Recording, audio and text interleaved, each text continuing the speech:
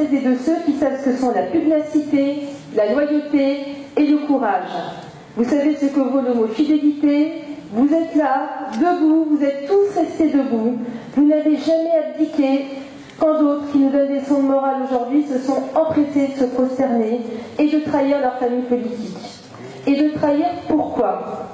Surfer sur l'air du temps, se laisser flatter par leur nouvelle idole et les paillettes du pouvoir, plutôt que de se retrousser les manches pour poser les premières pierres de notre refondation. D'ailleurs, je tiens à rappeler que mon bureau politique, on n'était que 3 à être sur cette position, Valérie, Jean-François Copé et moi-même, nous avons demandé à ceux qui soient exclus, parce qu'ils se sont exclus d'eux-mêmes. Et donc il n'y a pas besoin de faire des salamalecs autour de gens qui sont partis, qui ont trahi les leurs, qui n'ont pas eu de pudeur à trahir les leurs. On leur dit dehors, devant, on ne veut que vous.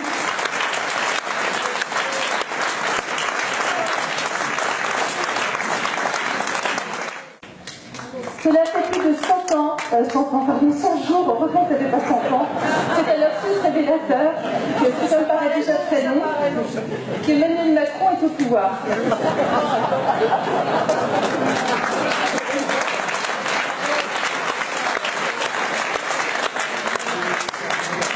Il y a des lapsus qui montrent à quel point ça m'est pénible.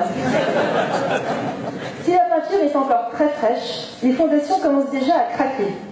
Macron et ses amis ont découvert depuis peu que la France était en faillite. On avait un candidat, François Fillon, qui l'avait dit en 2007. Et là, je vais m'adresser aux élus locaux. Moi, je suis une élue locale. J'ai gagné la ville de Taverny en 2014. Alors, une ville, on m'avait dit d'ailleurs avec beaucoup de condescendance que je faisais une candidature de témoignage. Je passerai pour vous montrer à quel point on fait confiance aux jeunes générations dans ce parti. Bref, et aux femmes.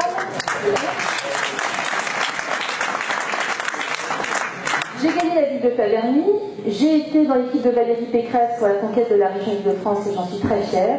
Et justement, en tant qu'élu local, je suis là pour vous dire qu'on va vous défendre contre la suppression de la taxe d'habitation, qui est juste un scandale, parce que si on asphyxie les collectivités locales, qui sont garantes de la cohésion sociale en République, qui sont garantes de la représentativité des territoires, qui sont garantes de l'investissement également dans ce pays, si on asphyxie les collectivités territoriales, c'est tout le modèle français qu'on met à terre. Et il va falloir se battre jusqu'au bout. Alors quand on nous dit Emmanuel Macron, c'est séduisant, la loi sur le code du travail, enfin les ordonnances, c'est séduisant, et il y a tout ce qu'il va faire pour asphyxier les collectivités territoriales, parce qu'on est le dernier contre-pouvoir. Et bien moi je vous demande de vous mettre debout pour vous battre contre ça, parce que si on asphyxie les collectivités territoriales, c'est nous tous qui allons être asphyxiés.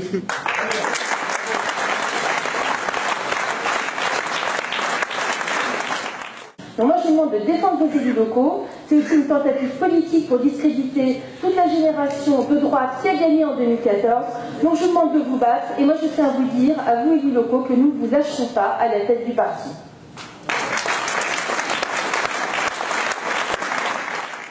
Mes chers amis, ce que je tenais à vous dire aussi, c'est que j'étais prête, et j'étais prête à vous rendre votre dignité, à vous redonner votre fierté, mais que le chemin sera très long. Et il sera long, mais j'ai foi en nous et en notre histoire. Pour remonter la pente, nous devons accepter en toute humilité qu'aujourd'hui nous avons davantage de devoirs que de droits. Le premier des devoirs, ça va être d'être au service de l'autre. Moi personnellement, je n'ai pas d'ambition extravagante, je n'imagine pas un destin extraordinaire. J'ai un CV qui me plaît très bien, j'ai une vie de famille qui me convient parfaitement, j'ai des amis qui trouvent déjà que je ne suis pas assez disponible, donc si je suis présidente des Républicains, c'est pour me consacrer aux Républicains et pas m'imaginer aller vers d'autres cieux. Je ne suis pas seule et j'ai une conception collaborative du pouvoir. Et je tiens à remercier toutes celles et tous ceux qui veulent participer à cet effort de vouloir redonner la fierté d'être des Républicains, aux militants, aux élus, aux jeunes, aux personnalités qui m'accompagnent.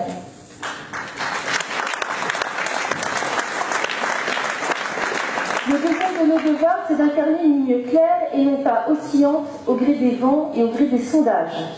À force de vouloir s'unir, nous avons gommé nos différences et brouillé nos messages.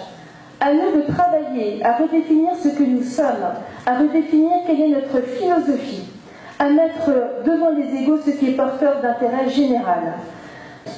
Accepter le renouvellement. Et le renouvellement, c'est pas seulement une question d'âge, c'est pas faire du jeunisme, c'est une question de méthode. Moi, je veux redonner la parole à tous ceux que l'on n'écoute plus et qui ont tellement énormément à apporter à notre famille politique.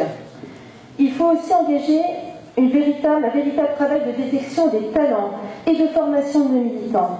Je tiens aussi à ce qu'on ait des oppositions municipales. Quand on est dans l'opposition municipale, on est tout seul. On n'arrive pas à se battre à armes égales avec les maires. Et je voudrais qu'au sein des Républicains, il y ait une structure juridique dédiée à monter les contentieux quand c'est possible contre les maires qui abusent et contre lesquels voudraient se battre nos opposants municipaux qui n'en ont pas les moyens.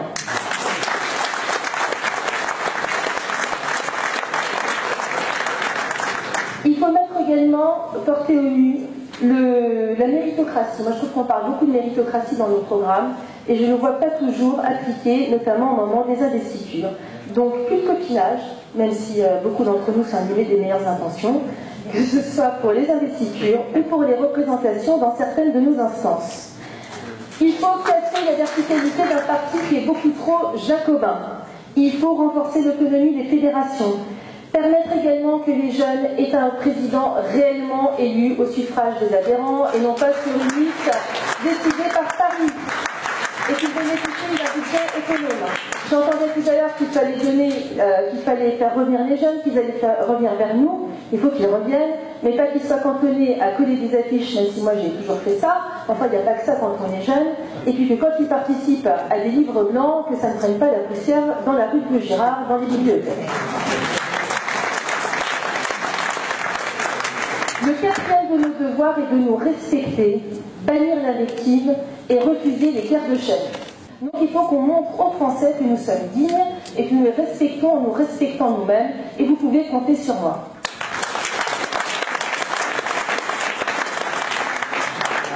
Enfin, ce que je voulais vous dire, c'est que l'élection de décembre, elle n'appartient qu'à vous et à vous seuls. Je vous demande d'oser croire en une droite qui renoue avec les Français.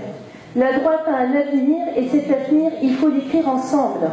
Élus, militants, nouveaux arrivants, toutes celles et ceux à qui nous donnerons envie de nous rejoindre. Il faut tracer notre futur avec humilité, mais également avec fougue, avec énergie, et là je trouve un peu amorphe d'ailleurs, avec solidité. Demain, grâce à vous, nous incarnerons le visage digne d'une réelle espérance et nous redonnerons ensemble envie et fierté à la droite. Je compte sur vous.